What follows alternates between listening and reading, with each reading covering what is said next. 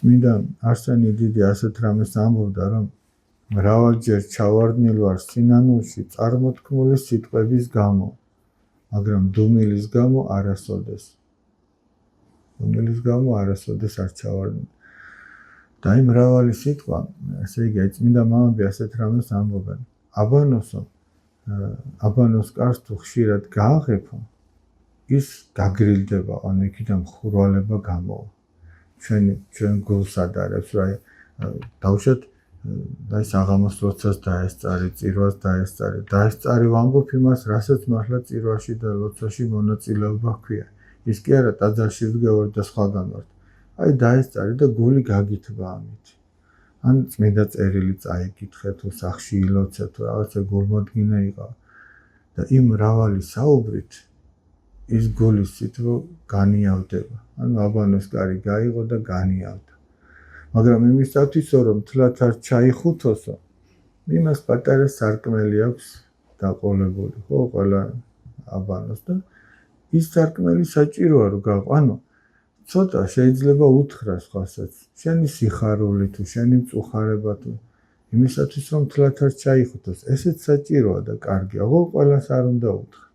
უნდა იმას უთხრა, ვისაც ენდობი რომ უშოთ შენს ნათქვამ სიტყვებს გაუფრთხილდნენ. იმიტომ რომ შენი გულის ნადებია და ყველას კი არ შეიძლება უთხრა. ხო და აი ამ შემთხვევაში იქნება სწორი.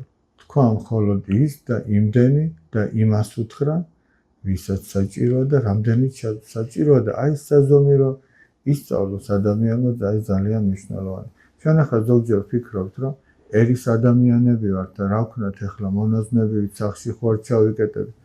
ერის ადამიანს თულაც არ ევალება რომ გავიდეს და მაინც ხალხმრავალ ადგილებში იყოს. ერის ადამიანი თუ ის ქრისტიანულად ცხოვრობს, ცდილობს იცხოვროს, ეცდება რომ თუ აუცილებელი არ არის რომ გავიდეს და ხალხმრავალ ადგილში იყოს, ეცდება რომ განმარტოებით იყოს და მყუდროთ იყოს. იმიტომ რომ აქ უფრო დაცული იქნება მისი გული.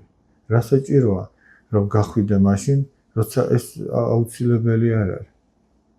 რა საჭიროა რომ შენი გული აი ამ საფრთხის წინაშე დააყენო. არ არის აუცილებელი. მაგრამ სამწუხაროდ მაინც ხდება რომ რაღაცა ესეთ ადგილებში ადამიანი არ ერიდება წასვლას.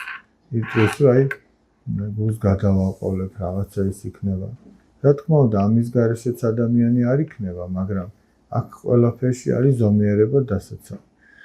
და ჩვენ თუ შევატყობ სწორედ აი ესეთ ადგილებში ბევრი რამ ითქმება ჩვენგან ისეთი, რაც ცოდვაში გვაგდებს.